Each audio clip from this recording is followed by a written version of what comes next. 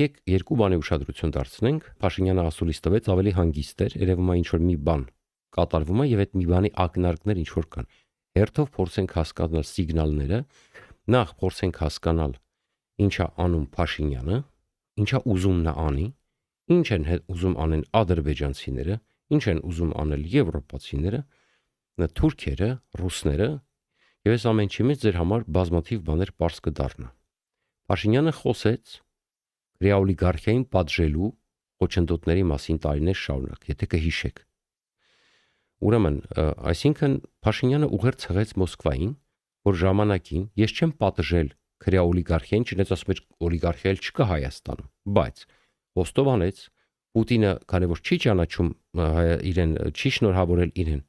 իր համար դա խնդրեմ է։ Ու ասենք ինչու է խնդրեմ։ Փաշինյանը հասկանում է, որ ի բալանսավորումը, որ ասում է բալանսավորեմ ձեր բալանսավորած, այդ ամեն ինչը տապալվում է, ռեգիոնալիզմը եւ տապալվում է Պուտինի պատճառով, որովհետեւ եթե Պուտինը պատժամիջոցներ է սահմանում Հայաստանի նկատմամբ, Հայաստանը մեծ կախվածության մեջ է ընկնում արևմուտքից եւ այդ ժամանակ իր բալանսավորումը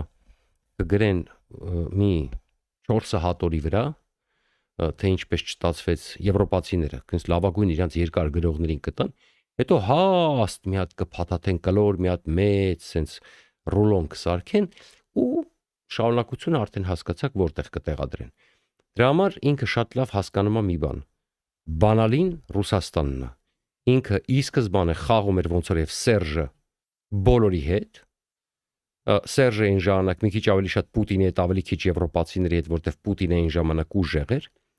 Պուտինը թույլացել է, գցել է իրան, դրա համար Փաշինյանը ավելի շատ սկսեց խաղալ եվրոպացիների հետ 22 թվականից հետո ավելի քիչ Պուտինի հետ, բայց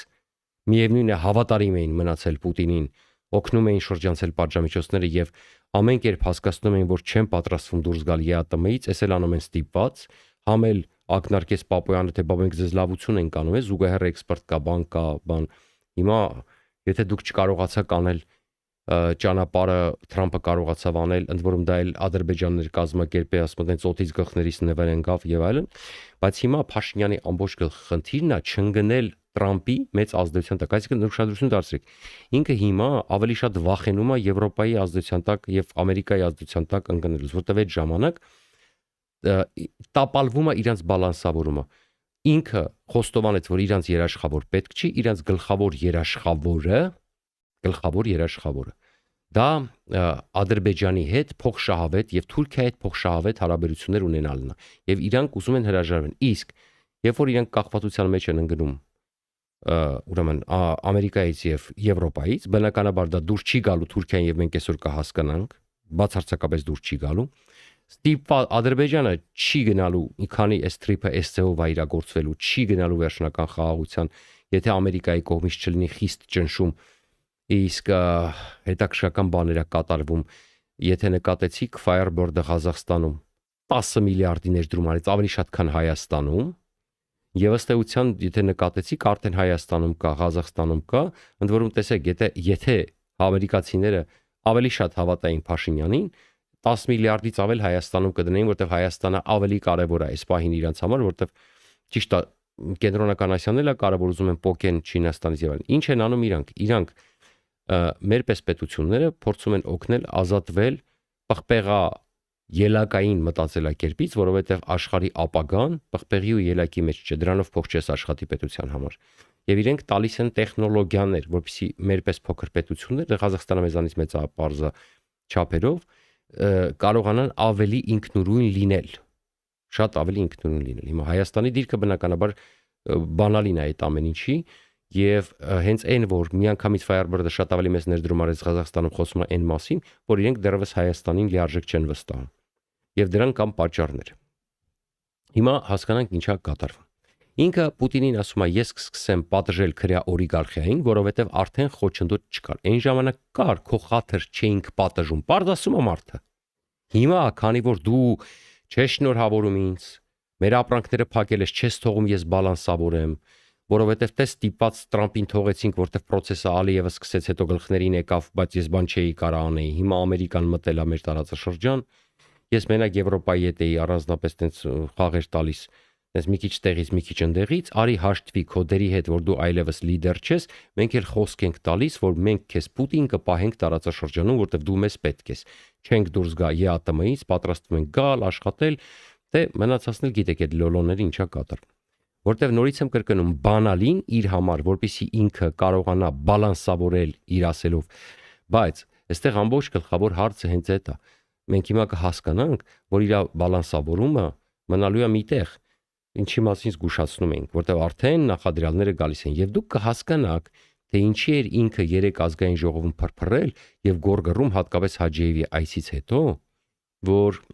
ուրեմն վտանգներ կան եւ իրանք ստիպված են արդեն կառավարել, որտեղ իրանք սահմանադրական մեծամասնություն չեն ստացել։ Իսկ մենք առաջին օրը հենց ընտրությունները ավարտվեց, ասեցի խնդրեմը, որտեղ իրանք Փաշինյանը չի կարողանալու անի հանրակրվե եւ կատարի Ադրբեջանի պահանջը։ Հիմա հասկանանք ինչա կատարվում։ Ուրեմն որպես բանալի, ձեզ ամեն ինչը բացատրից։ Հիմա սկսում է արդեն սիգնալները, արդեն կոնկրետ ուրեմն կարելի ասել տրամաբանական շղթան ենք կառուցում։ Դե արդեն ասացի, որ սպառնում է Պուտինին ոչնչացնել եռագրուպներին, այսինքն չես ուզում բավարարվել ընդդիմությամբ, դա նախորդ թողարկման էլ ասեցի, ուրեմն ընդհանրապես կոչնչացնեմ։ Բայց Պուտինը շատ լավ հասկանում է, որ իրանց բիզնեսմենները, Փաշինյանի բիզնեսմենները դեմ են դրան եւ կապված են Մոսկվայի հետ։ Բոլորին ոչնչացնելու պարագայում Մոսկվային ենթադրում է, որ կարող է մեծ բողոք առաջանա եւ այն կարելի ասել քրյա օլիգարխիան, որը տարիներ շարունակ այսպես աճել է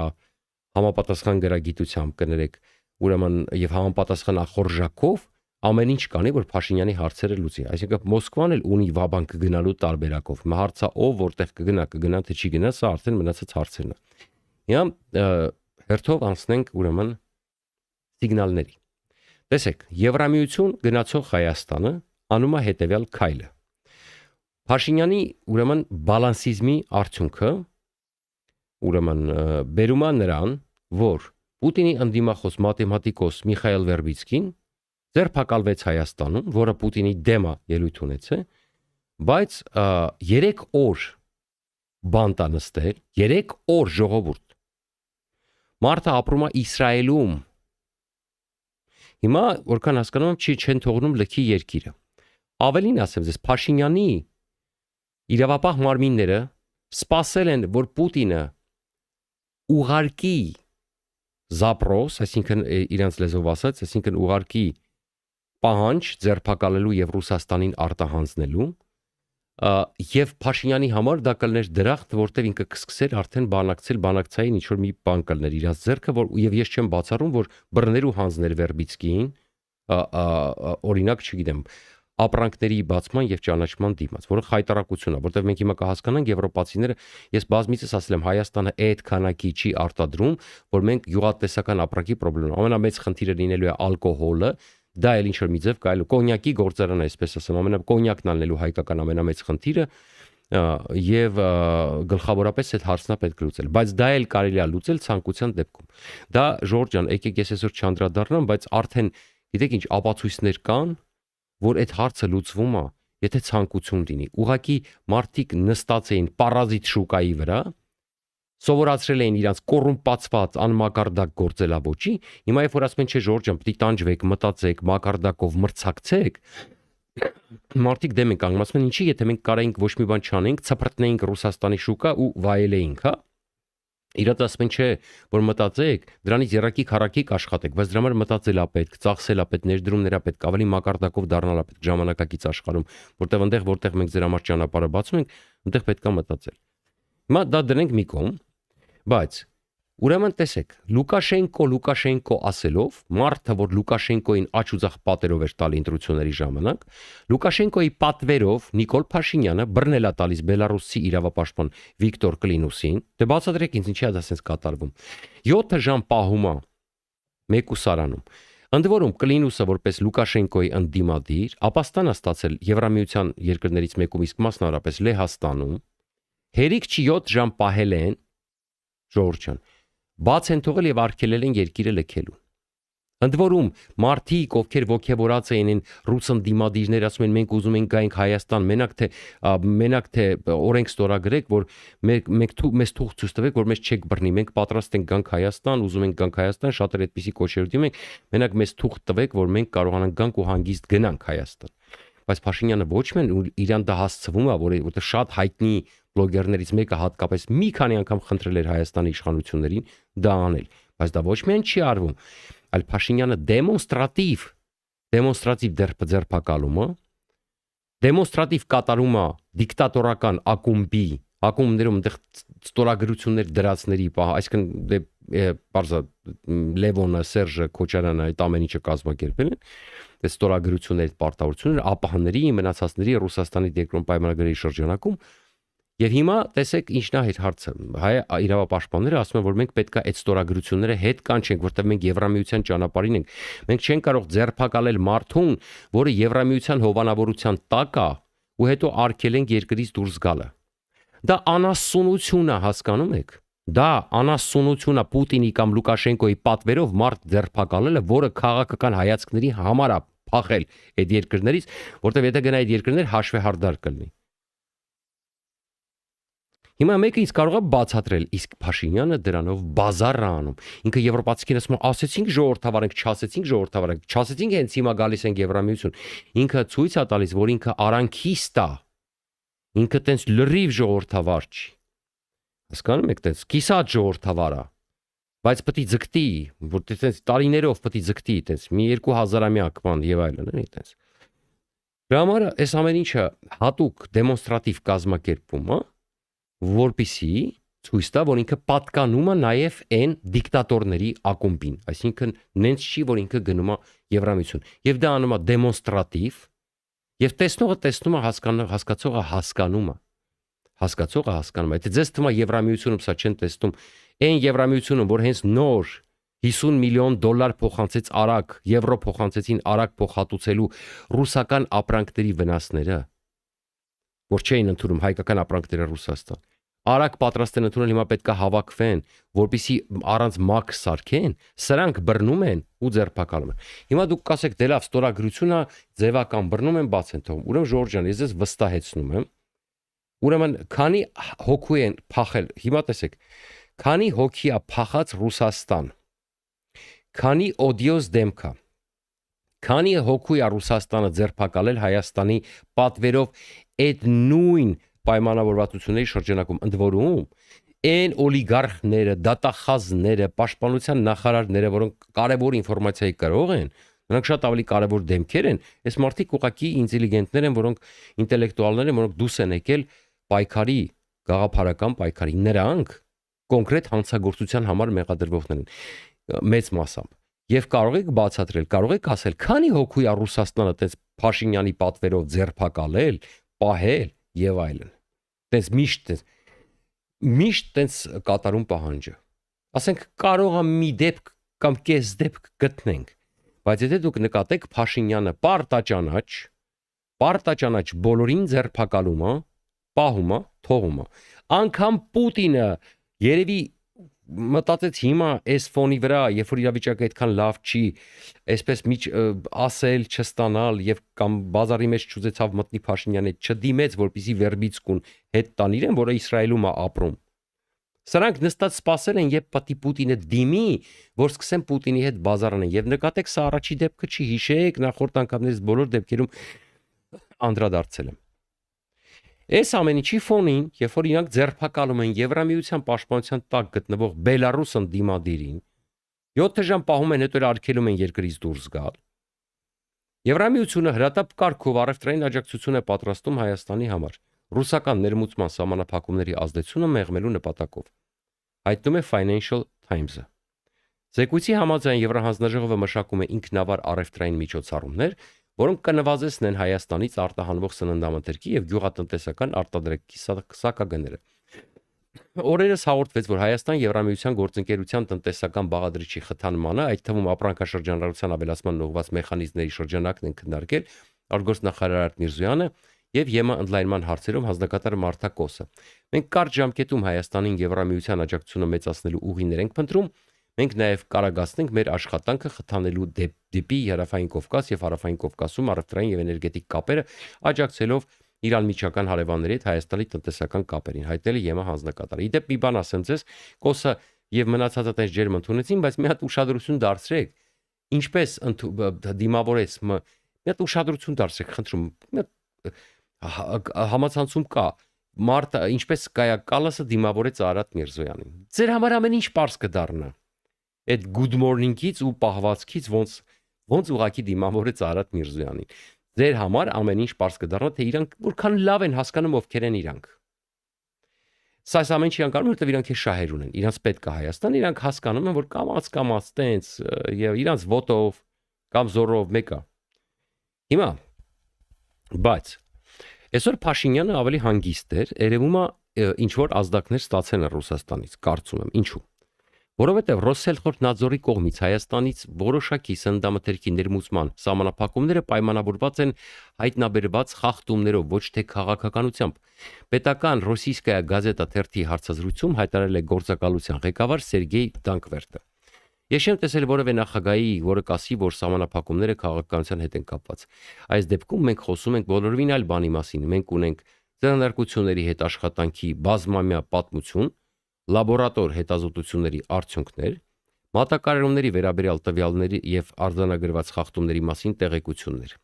Նրա խոսքով Հայաստանի խնդիրը արտադրության եւ վերահսկողության կազմակերպումն է։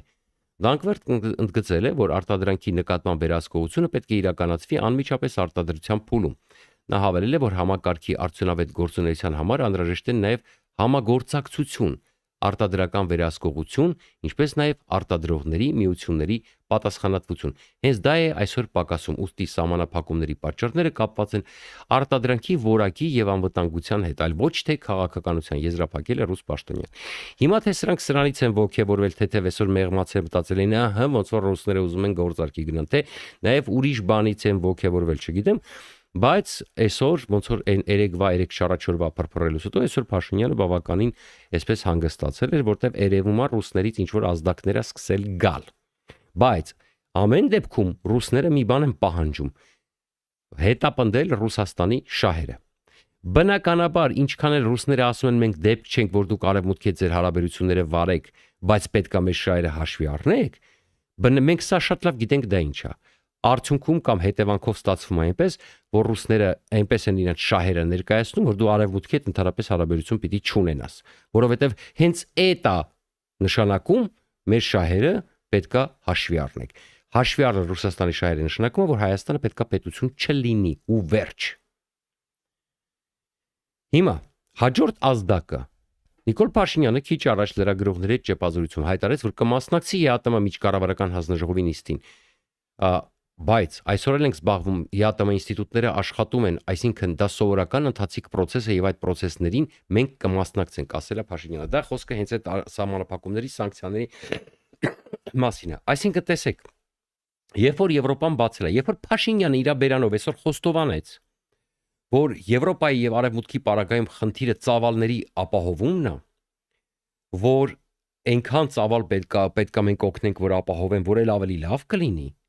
Եվ այդ պարագայում ինքը ամեն ինչ անում է, հազիվ առիթ է բացվել, հազիվ էս վիճակն է, ոչ հապկից դուս եկավ հապկվերեկները փող դրեց, ԵԱՏՄ-ն ասես լկտի ապահում իրան, ընդհանրապես ասում է, չէ, մենք հեսա կլուծենք, կվերադառնանք, կաշխատենք եւ այլն։ Ուրեմն հենց վերադարձան աշխատելու, հիմա տեսեք, այս տարի արդեն այս արտահանման շնորհիվ մի քիչ բալանսը կփոխվի, բայց հենց ԵԱՏՄ-ում կարգավորվեց, բոլորը ոչ մեկ էլ չի տանջվելու, էլ չի մտածելու, էլ մտավորակություն, հատուկենտները, խելացիները մենակ ամենախելացիները կշարունակեն արտահանել այլ երկրներ, չգիտեմ, Սինգապուրը արդեն ծնեբեկա եւ այլն, մենք այդ մասին կխոսենք, անպայման կներկայացնեմ, որտեղ դա կարևոր բան է, որ հասկանանք էլ իրականում ինչա կատարվում եւ ինչն է մեր խնդիրների պատճառը այս իմաստով։ Եվ Փաշինյանը ձգտում է, ուղակի երազում է գնալ կարգար, որտեղ ինչպես կրկնում եմ, ինքը չի ուզում գնա դեպի արևմուտք, ինքը չի ուզում Ամերիկայի երաշխավորությունը։ Ինքը ուզում է Ամերիկային օգտագործի, որպեսզի Թուրքիան ու Ադրբեջանը շատ իր վրա չճնշեն, որպեսզի ինքը կարողանա փոխշահավետ հարաբերություններ հաստատի Էրդողանի եւ Ալիևի հետ, Ամերիկային տենց ձեռի հետ պահի որպեսզի թուրքերը շատ բան չպահանջեն, բայց երբեք ինքը, եթե հարցը կանգնի Թուրքիայի եւ Ամերիկայի միջև, չի սպասարկելու Ամերիկայի շահերը։ Ինքը ավելի շուտ կսպասարկի Էրդողանի շահերը, ավելի շուտ կսպասարկի Ալիևի շահերը եւ կասի առաջին հերթ, մենք միշտ ասել ենք, չէ, տարածաշրջանը առաջին հերթին է։ Սա վտանգավորագույն, տխմարագույն քաղաքականություն, հա, որը ուղղակի հնարավոր է վարել, որովհետեւ հիմա կասեմ ինչի, ես հիմա ամեն ինչը կհիմնավորեմ։ Հիմա հասկանանք, թե ով են թուրքերը եւ ինչ է իրաց եւ ով է Ալիևը, ինչի մասին խոսում էինք։ Եվ այդ հիմարությունը, որ անդադար կրկնում էին, թե բա մենք խոսում ենք Ղարաբաղից, դրա համար ենք խոսում Արևմտյան Ադրբեջանից, բազմիցս ապացուցել են, որ դա այդպես չի։ Ուզում ես դու լռես, սաղս լռենք Ղարաբաղի մասին, իրանք խոսելու են Արևմտյան Ադրբեջանի մասին, որովհետև իրանք թուրք են ու ադրբեջանցի, եւ մենք սա երբեք չպիտի մոռանանք, եւ ման կհասկանանք ինչու։ Ինչպես ես կանխատեսում եմ, երբ որ մեր ժողովուրդը գնում է տալիս է ձայնը 500,000-ից ավել ձայն ռուսամետներին, բնականաբար դա նվեր էր,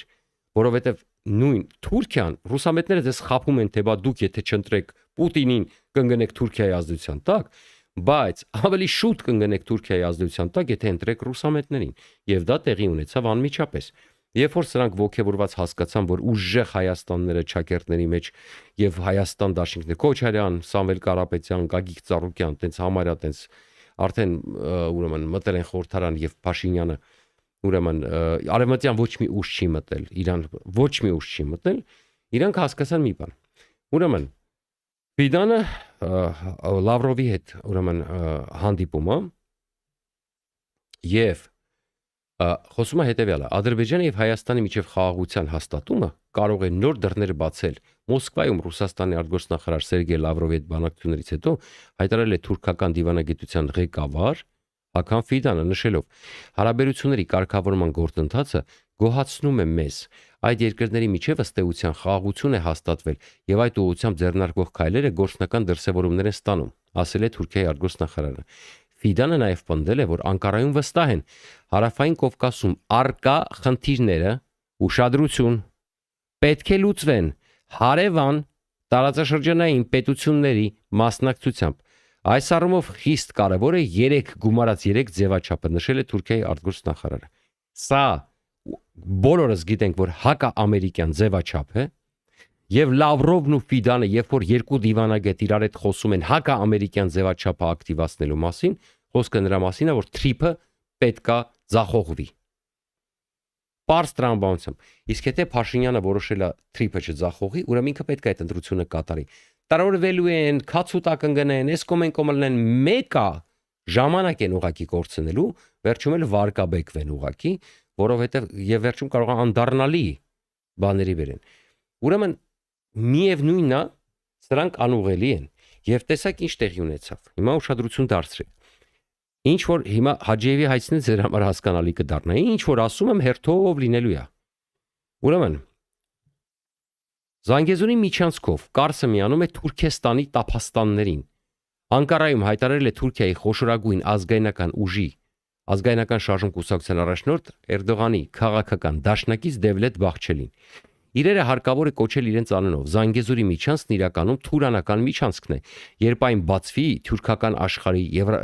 վերամիավորման գաղափարը շատ ավելի հստակորեն կուրվագծվի, ասել է Բախչելին, դիմելով իր կուսակցության падգամավորներին։ Թուրք ազգայնականների առաջնորդը նաև կոչ է արել պաշտոնական Երևանին չխոչընդոտել ծրագրի իրագործմանը։ Ղարաբաղը Ադրբեջանը դա ապացուցվել է թե ռազմի դաշտում արյան միջոցով թե բանակցային սեղանի շուրջ իրավական մեթոդներով։ Եթե Երևանը խելամտություն ցուցաբերի եւ ազնվորեն մասնակցի տարածաշրջանային համագործակցությանը, թուրանական միջանցքից օգուտներ կքաղեն ոչ միայն Ադրբեջանն ու Թուրքիան, այլև Հայաստանը։ Հակառակ դեպքում այդ երկիրը կարող է մսխվել վաղվա օրվա հնարավորությունները անցյալի կորսված երազանքներից կարճած մնալով, հայտարարել է Թուրքիայի ազգայնական ուժի առաջնորդը։ Այսինքն սա քաղաքակիրթ կուտն է, որի պարագայում Հայաստանը պետքա վերացվի, որովհետև թուրանական միջանցքը եւ Թրիփը հենց բանալի է նաև այդ թուրանական միջանցքի վրա, Զանգեզուրի միջանցքի վրա։ Թրիփը հենց այս ծրագրի ձախողումն է։ Եվ երբ որ Հայաստանին ասում են խելոք պահի քեզ եւ պետքա չխոչընդոտես, եւ Ֆիդանը գնում է Լավրովի հետ խոսում, որ պետքա 3 գումարած 3 ձևաչափին անցնենք, արդեն հասկանում եք ինչա կատարվում։ Իսկ որոշ բալաբոլներ շարունակում են էշ դուրս տալ թրիպի հետ կապված տեղընդեղ իրանց ընդ որում մի խոսքը մյուսին չի բռնում, փնթի խոսում են, առանց հասկանալու ինչ են խոսում, ինչ վտանգի առաջ է կանգնած հայ ժողովուրդը։ Հիմա զուգահեռ, ինչպես կանխատեսել էի, Ադրբեջանը սկսեց ակտիվանալ։ Եվ ահա հիշում եք, Փաշինյանը ասեց, որ հենց Հաջիևի այդ ցնտրությունների հետ էր կապված եւ պետք է մենք կարողանանք այդ վտանգները կառավարենք։ Ուրեմն սիգնալը Թուրքիան տվեց։ Ֆիդանը Լավրովի հետ սիգնալ տվեցին Ալիևին եւ տեսեք Հաջիևը եկավ հանդիպեց Արմեն Գրիգորյանի հետ եւ այսօր Նախիջևանի Օրդուբադ քաղաքում մեկնարկել է ինչ, այո, վերադարձ Արևմտյան Ադրբեջան 3-րդ փառատոն համաժողովը։ Այս մասին հաղորդում է Ադրբեջանի պետական ազգ-թաչլատվական գործակալությունը։ Համաժողովի կազմակերպիչների թվում են Նախիջևանի ինքնավար հանրապետությունում Ադրբեջանի նախագահ Էլիազար ներկայացուցիչի գրասենյակը, Ադրբեջանի գիտության եւ կրթության նախարարությունը եւ Արևմտյան Ադրբեջանի համայն կազմակերպությունը։ Վերադարձ Արևմտյան Ադրբեջան համաժողովը մեկնարկել է 1 րոպե լռությամբ հիշատակ Ադրբեջանի նախկին նախագահ Հեյդար Ալիևի։ Այսինքն հիմա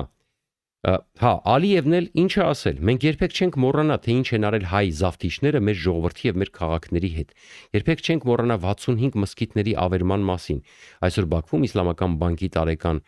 ուրեմն հավաքի բացման արարողությանը հայտարարել է Ադրբեջանի նախագահ։ Նրա խոսքով հայերը մզկիթներով խոզեր եւ կենդանիներ էին պահում եւ Ադրբեջանը դա երբեք չի մոռանա։ Իդեպ իրենք խոսում են նաեւ այն մզկիթների մասին, որը նաեւ Հայաստանի տարածքում է իբր եղել։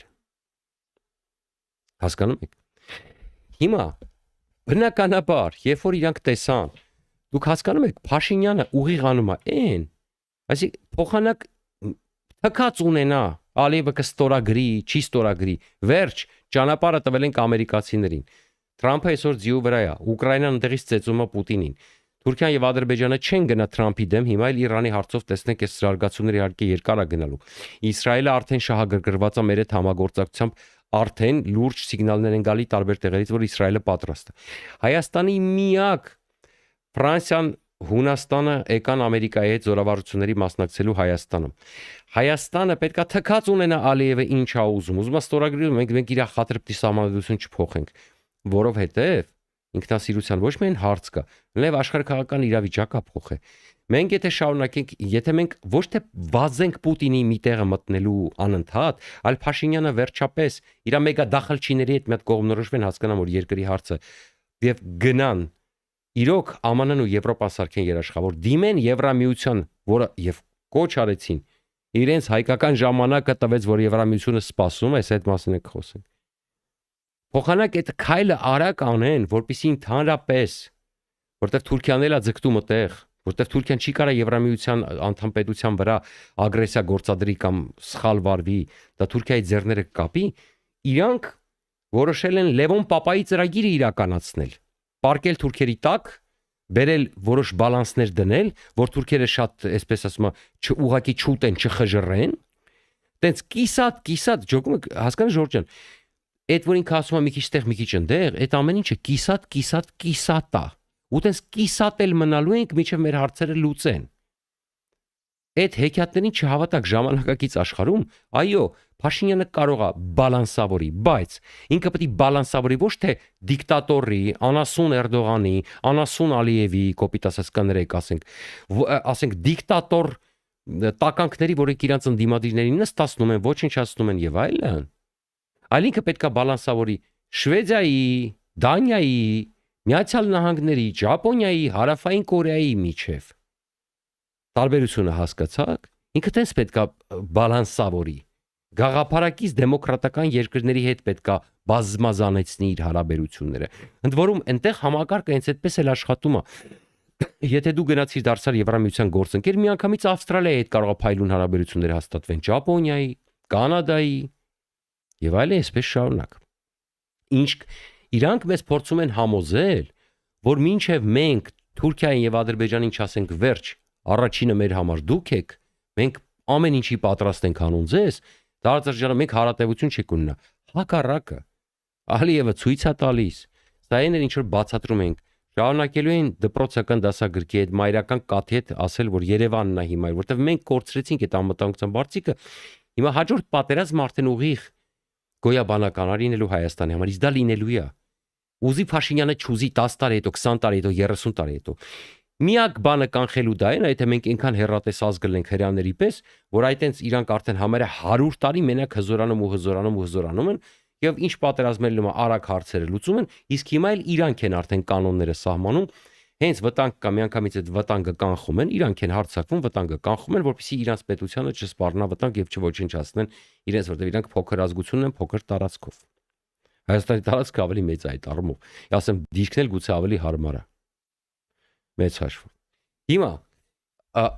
չի լինելու այնպես, չի լինելու, ես ասել եմ Լևոն Տեր-Պետրոսյանը Աստված գինի քանի հոգու է ազդեցության գործակալը կամ ուղիղ ես չգիտեմ։ Տարբեր բաներ են ասում։ Ես չգիտեմ ինչ են անում սրանք, ինչ գաղափարներ են ներդրված սրանց մեջ, բայց նորից եմ կրկնում։ Թուրքիան քո հետ կլինի խելոք եւ լավ, եթե դու լինես Ամերիկայի Միացյալ Նահանգների հավատարիմ հզոր դաշնակից, երբ որ Թուրքիային չեն տալի F-35, բայց դու ունենաս, ասենք 25-ատ F-35 կամ 40-ատ F-35, երբ որ քո երկրում էլ սկսեն պատրիոտներ արտադրել, ոնց որ հիմա կարող է Ուկրաինայում սկսեն արտադրել, երբ որ ամենավերջին ժամանակակից, ասենք Ֆրեյայի մեջ լինես, ամենազարգացած երկրներից սկսես ամենավերջին ռազմական տեխնոլոգիաներին տիրապետես, բոլորի համար ամեն ինչ པարզ կլինի։ Չմոռանանք, որ Թուրքիայում ապրում է արդեն 20 միլիոնից էլ ավել քուրդ, 20-30 միլիոն քուրդ է արդեն ապրում։ Եվ այն սահմանները, որի հետ Հայաստանն է սահմանակից, այնտեղ թուրք չկա, այնտեղ բոլորը քրդեր են։ 90%-ը քրդեր են, այնտեղ բոլոր տեղերը քուրդ քաղաքապետեր են, քուրդ գյուղապետեր են։ Եվ Թուրքիան շատ լավ հասկանում է։ Եթե Հայաստանը եղավ ուժեղ եւ ինքը մխրշվեց մի պատերազմի մեջ, որտեղ ինքը ունենա կորուստներ, այդ ընթացքում եւ մենք էլ ենք Ամերիկայի դաշնակիցը, իսկ ամերիկացիները շատ հանգիստ քրդերին կարող են նորից ակտիվացնել, Թուրքիայի համար դա կարող է լինի ճակատագրական։ Այսինքն մենք պետք է ունենանք Մոսադի պես հետախուզություն, աշխատենք այդ 20-30 միլիոն քրդի հետ։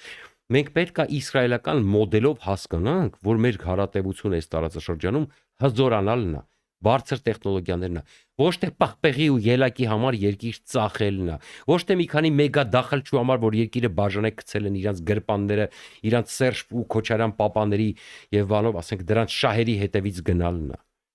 Դրա մասին է խոսքը։ Եվ այն ինչ որ կատարվում է, դուք հիմա տեսաք, իրանք ակտիվացան։ Եվ ոչ թե իրանք ակտիվացան, որովհետեւ սիգնալը ստացան։ Իրանք հասկացան, որ հայ ժողովուրդը ոնց որ թե իր լավն ու վատը չի հասկանում։ Որտեղ ոչ մի ուժ, որը Իրան հայտարարում է, թեկուզ հայտարարումը արևմտյան, պարլամենտ չանցավ։ Փոխարենը մեծ քանակությամբ անցավ, թուլացած, քացուտակ ընկած Պուտինի սիրելիները։ Եվ հասկացան, որ հիմա դրանց կօգտագործեն, ոնց որ մի անգամ օգտագործեցին Հայաստանը հարցերը լուծելու համար։ Փաշինյանն էլ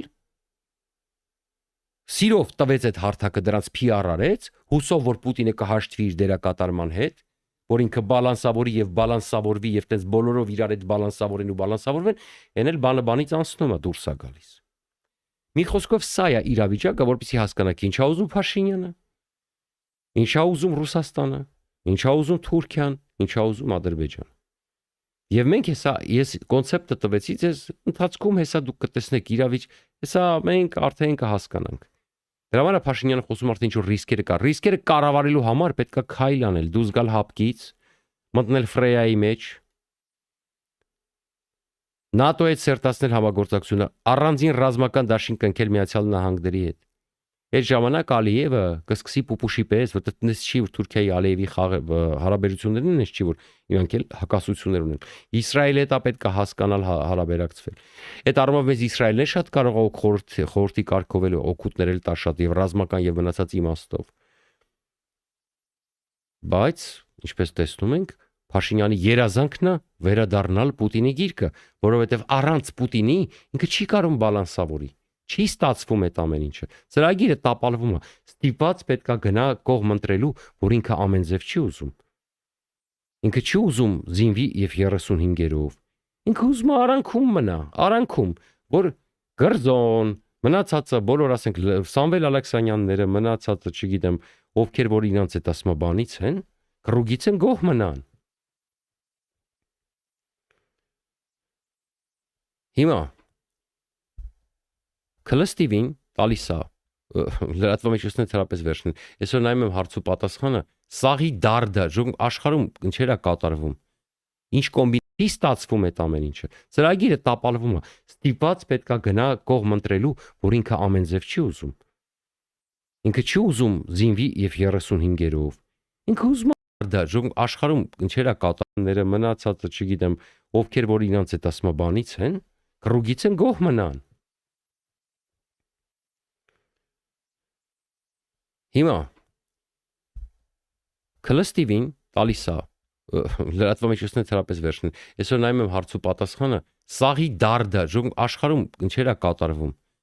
Ինչ կոմբինացիաներ են տեղի ունենում։ Տեսնում եք, Մոսկվան վառվում է, Թրամփը պայմանագիրակ է, փոխանակ խորանան։ 90%-ը գալիս է շատ խելացի դեմքերով, ասեմ ձեզ, հասկացեք, շատ խելացի դեմքերով։ Այդ բանը Քոչարյանի բանը կա դրա аэроպորտից, դա ջանդամ դուրս չի եկել, աշխարհը վառվում է, վտանգները մեծանում են կամ փոքրանում են։ Մենք ապրում ենք մի պատմական դարաշրջանում, որի ավարտը կարող է լինի մի հատ մեծ գմփունով, ասենք, երրորդ համաշխարհային պատերազմով։ Հիմա չէ 10 տարի հետո, 15 տարի հետո կամ վաղը ոչ մեկ չգիտի։ Կարող Չինաստանը որոշում է 27 թվականին մտնի Թայվան, ինչպես եւ հետախուզությունը զգուշացնում էր եւ ամեն ինչը պայթի դրանով, հա։ Մենք պատրաստ ենք դրան։ Իսկ Ալիևը պատրաստ է։ Սրանք դեր են Քոչարյանի կադրը, ինչի է դուրս եկել, լավ լուրջ եք ասում դուք հիմա։ Էտա ձեզ դարդը տված, հա։ Տեսեք, դուք հասկանում եք, դուք իս երկրի թշնամին եք, ես չեմ հասկանում։ Ձեր տված հարցերին ցնդելու բանը ուղակի մեր լրատվական դաշտի մակարդակը նայում եմ,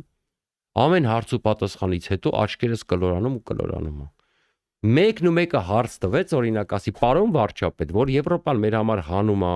կարող է մենք ԵԱՏՄ-ից դուրս գանք միանգամից մտնենք խորը եւ համապարփակ առևտրի պայման։ Քանի անգամ եմ ասել հարցրեք։ Լավ, դուք գիտեք խնդրեմը որն է։ Ես վստահ եմ, որ մեջները կան խելացի մարդիկ, որոնք լսում են ինձ։ Գուցե ուզում են հարցնեն, բայց խնդրեմը գիտեք որովհետեւ այս է ֆարսը Հայաստանում, որ մամուլ չկա։ Իրանց մոտ պապուլա կամ տատուլա, որովհետեւ չեն թույլ տալիս մարդա մեկը նստած ընդել Լևոնախտը, որ Լևոնի արձանը դրած ամեն օր այդ արձանի համապատասխան տեղը համբուրում անորա քնում, ասենք չի թողնում, որպեսի արևմտյան հեռուստաընկերություններ գան, որպեսի մշակույթը տարածեն, չէ, փագած է, երկիրը փակ է, մենակ ռուսական քարոզչությունն է ու իրանց բաժանած կիսած է։ Եվ դա էլ են անում հատուկ, որպեսի Պուտինին ցույց տան, որ իրանք չեն պատրաստվում գնալ, մենք հավատարիմ ենք Ռուսաստանին տարածաշրջանում պահելու։ Հիդեպ այդ մասին հայկական ժամանակն է տպել։ Մի նախորդ թողարկումներից մեկը նայեք, նախորդ չկան դրա նախորդ թողարկումը, որտեղ հենց այդ մասին է խոսում, հայկական ժամանակն է տալիս եվրոպական ինսայթից, որ Փաշինյանին կասկածում են, որ ուզում է Պուտինին պահի տարածաշրջանում։ Ինչի մասին ես խոսում շատ արդեն երկար ժամանակ։ Հիշում եք անգամ ասեցի դժվար թե այս հոդվածը չկարանային Փաշինյանի հետ ճշտեին։